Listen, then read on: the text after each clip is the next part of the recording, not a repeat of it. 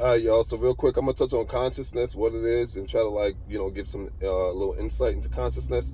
Easy answer is consciousness awareness. It's an awareness of your external environment as well as your internal environment. That's what consciousness is. A short answer. But if you go into the mystiques and the occult and spiritualism and really dig deeper, you find out consciousness again, it is an awareness, but it's more of a state of being, right? It's a state that you exist in. That's what consciousness is. It's a dimension, and when I say dimension, a dimension simply means again a state of existence, right? Where each and of the 7 billion people on the planet, we all exist in different states of what is called consciousness. Okay, all right, okay. So what does this mean, right? All right, let me use an example. I think an analogy probably would be better, more suitable here. Think of a radio, right? You have a bandwidth. A bandwidth is just a range of frequencies. It's a scope, right, of frequencies, and you can change your radio to whatever station you want. A station is just the location where something or some service is based, right? So you turn the knob to 107, you want to go on FM or AM, whatever. You change your knob to Hot 97, right? 97.1, Kiss FM, whatever. When you change your radio dial to that station, you're going to receive info, songs, music, broadcasting, whatever, from that particular station. But keep in mind, it's a bandwidth. There's a band of various frequencies. You're tuned into one of them, which is, let's just say it's Hot 97. So you're receiving all the music from Hot 97, right? You're hearing everything that goes on Hot 97. All right, that's an analogy of what consciousness is. Consciousness is a superposition of, when I say superposition, it just simply means that there's no, consciousness does not exist as a discrete spectrum. Discrete spectrum just simply means a range with breaks, gaps, bridges in between. Consciousness is a continuous spectrum where it's just a wave with no gaps, no breaks, no nothing in between. It's a continuous spectrum, which is a flow of energy. This energy has what's spherical. It moves in a spherical circular direction as a circuit. So it moves like in a circuit. It's spherical meaning it has circumference, and it's circular. So therefore it recycles and it self-sustains itself. This is consciousness. I'm breaking down the nature of what consciousness is. This is the constitutions of consciousness, right? How it is constituted, what it's made of. It's all energy at the end of the day, and it's particles, fundamental forces and fundamental particles, which are obviously invisible to the naked eyes, and they exist in different levels. And those levels, again, superimposition, meaning they're not one. They're not on. It's not up or below. Okay, they interpenetrate, right? So they're superimposition, and they interpenetrate. And these are and you can at any moment, like a radio analogy, you can change your station. Just like a band, again, think of a radio station, think of a radio as has a bandwidth of frequencies, and you can change your station with the dial or with the knob at any moment. And the station you tune into is the information you're going to receive from the radio. Well, your consciousness is it's almost identical. That's exactly how your consciousness works. You have a bandwidth of frequencies. In this case, the frequencies is the states of consciousness, different states. And you can, and throughout the day, we fluctuate between, all the states. We move through those states continuously. Every time you have a thought, depending on the nature of the thought, the intensity and the quality of the thought, you're moving through consciousness. That's what you're doing. You're moving through different states. And here's the thing.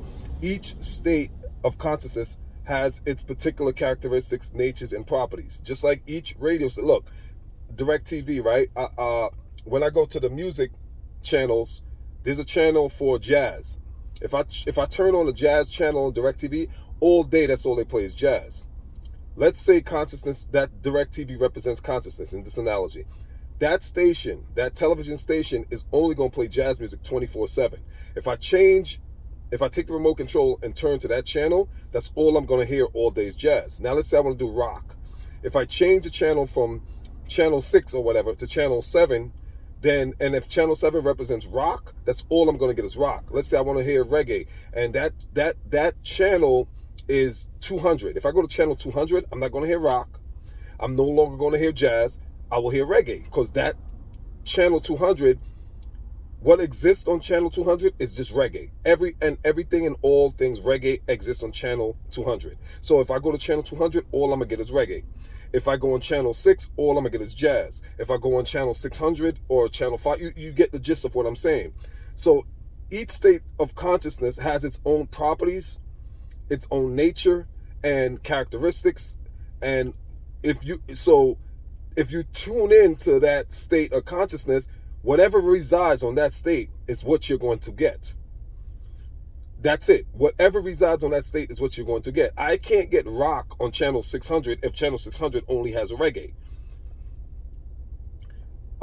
So you have, again, there's various dimensions. So let's say, for instance, you go into the fourth dimension, which is the astral plane, right? Or you go into the fifth dimension, which is a plane of polarity. This is where polarity exists, right?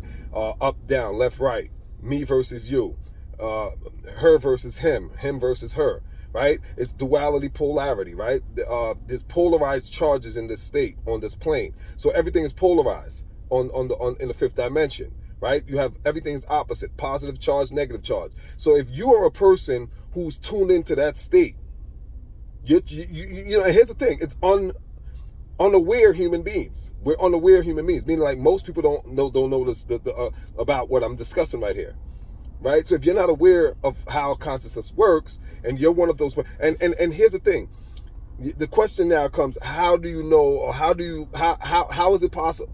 What is the mechanisms? What is the operations that make you connect or go online to that fifth dimension? We're going to use fifth dimension for now, just for simplicity purposes. There's various, but we're going to use five, the fifth dimension. What is it about you that makes you tap into the fifth dimension, and that's where you're existing without you even knowing? It's your vibratory rate. I'm going to say that again. Your vibratory rate is what determines which one of these states of existence or states of consciousness you're going to exist in. Your remote control you're going to change, your remote control changes the channel for your TV to go to that rock station or that jazz station or whatever, in the analogy I just used, right? Okay. The only reason why you can tap into that channel is because your remote synced to a particular channel and you got the visuals from that channel. Okay. You yourself, your brain, the human brain, is no different than a telephone switchboard. Back in the days, you had manual telephone switchboards where they would interconnect different lines so different people could talk. So depending on the crisscrossing of lines and wires, you would hear someone, you can communicate. Well, your brain is like a telephone switchboard. It's very similar. Of the billions of neurons in the brain and and what's called the synaptic network and all that, your brain, it's like a switchboard, on and off of which wires is going to be connected to the states of consciousness. And I'm using terms that with simple language: wires, cables, whatever. Your brain operates like that. So your vibratory rate is a result of the foods you're eating, the movies you're watching, the friends that you're associating with,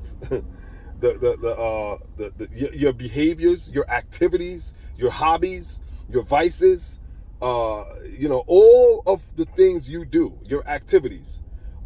In physics, they would call it vibration.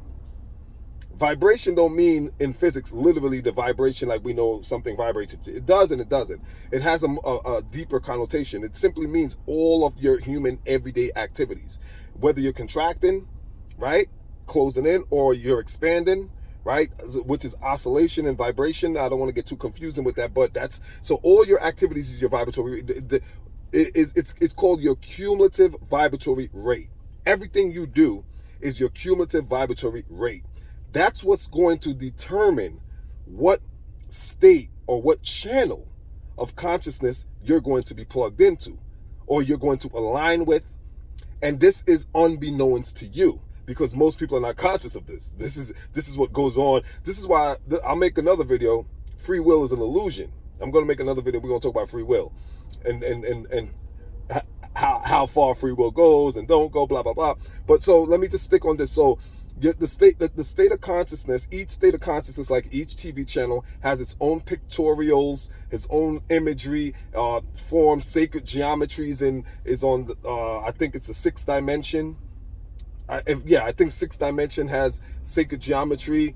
Seventh dimension, which is seven states, the seventh state of consciousness, the existence. So all these different states, whichever one you resonate with, is where you're going to get your information from, and you're going to receive your wiring and your feed, and that's going to determine your life. Everything about your life. You're going to attract everything into your life based on which state of consciousness is downloading the frequencies or the information from that particular state into your switchboard brain, and that's going to go into your CNS, central nervous system, and which controls all and everything you do, right? So it's all about learning what state of consciousness you're in, what you're resonating with, and the way and the way to figure this out is look at your life, right? Look at your life, because everything that manifests in the physical realm must first manifest in the fourth dimension, which is the astral plane.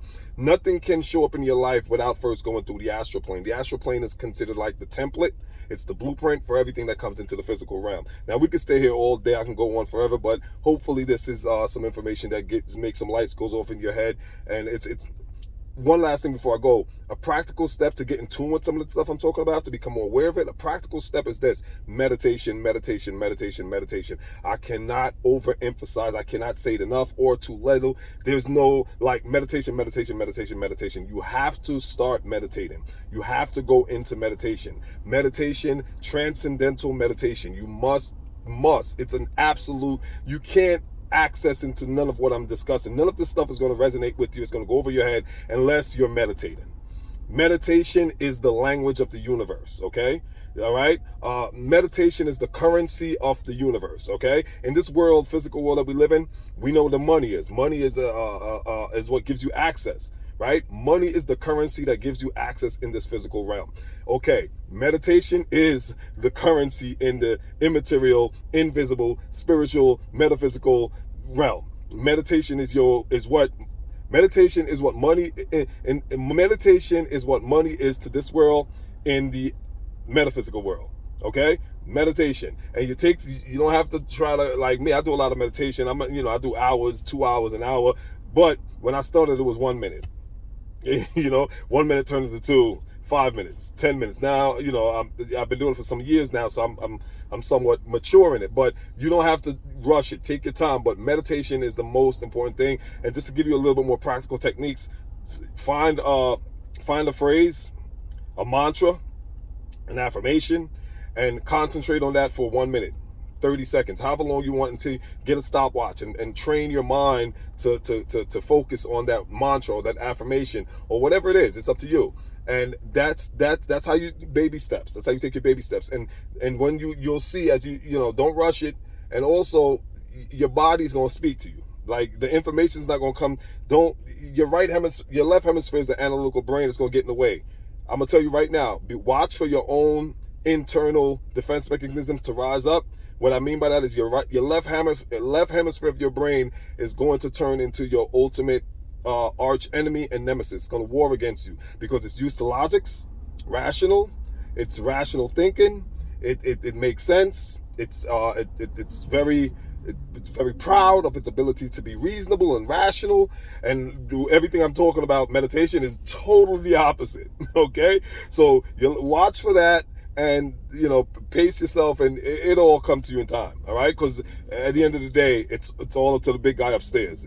God is in charge. At the end of the day, all we are just vessels. All right, till next time, peace.